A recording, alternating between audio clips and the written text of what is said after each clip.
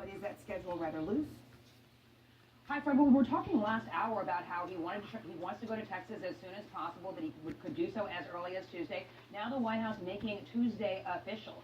We still don't know what city or cities the president could travel to, but Press Secretary Sarah Huckabee Sanders telling us just a short while ago that the president will travel to Texas on Tuesday.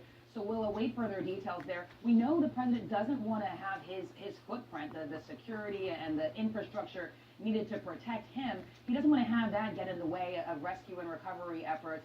And so the expectation is that he's likely to travel to avoid the hard-hit areas. So we're hearing the White House could be leaning toward a city like San Antonio, I should say, because it was outside of the hardest hit zones. We'll be awaiting more details on that. I can also tell you that earlier today, the president held a second video teleconference call with Vice President Mike Pence, other cabinet officials, and other senior members of the administration to talk about the federal response and talk about the ongoing, unfolding natural disaster taking place in Texas. We know the president stressed the importance of saving lives, making sure that they could avoid a loss of life, and also called on people who were in the areas, who were sheltering in place, to heed the instructions of local and state officials so they can remain safe. Fred.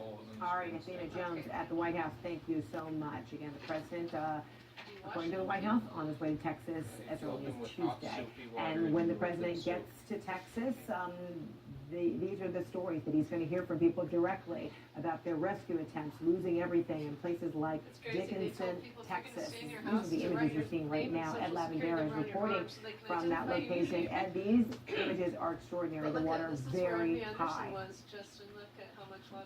Hey, Frederica, we found a gentleman very gracious to bring us out in the name of Austin Seth, who drove up from Lake Jackson today in his own flatboat, and he's taken us out into the neighborhood where he's rescued about 12 people here today. But this is one of those subdivisions just off of Interstate 45 that has been here in the town of Dickinson, that has been flooded out by the floodwaters that came in overnight. And this is an area where we've seen boats crisscrossing. And the images here that you're seeing speak for themselves. Is just how devastating the floodwaters. And this is an area where people went to bed last night thinking that they were going to be high and dry, in one of the areas where they were going to be better off to withstand the intense rain that was coming and the floodwaters that was coming down. But you can see just how much water the folks in this neighborhood have taken on.